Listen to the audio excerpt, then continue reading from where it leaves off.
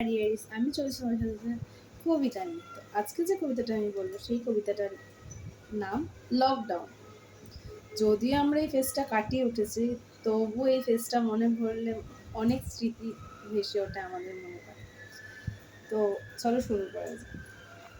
এই গল্পটি আমি একটি ছদ্মনাম ইরা বলে সেই নাম লিখেছি। এটা একটি প্রকৃতির মজার ছড়া। শুনছি শুধু হেথায় হোথায় হচ্ছে যে ভাই করোনা হয়, ছোট্ট খুদে ভাইরাস তাই লুটছে সবার প্রাণ জেতায়।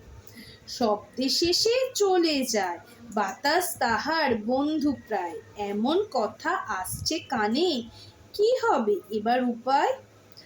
বিশ্বকে সে করছে গ্রাস, সবার কাছে সে এক ত্রাস। বিজ্ঞানীরা করছে আজ নানান ওষুধ আবিষ্কার, তাও কি এত সহজে হয়?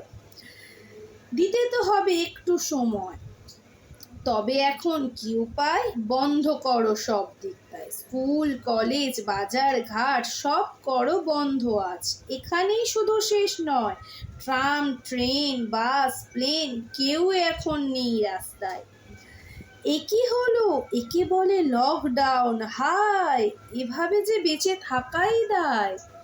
তো এটাই ছিল কবিতা। অবশ্যই কমেন্ট করে জানাবেন কবিতাটি কেমন হয়েছে।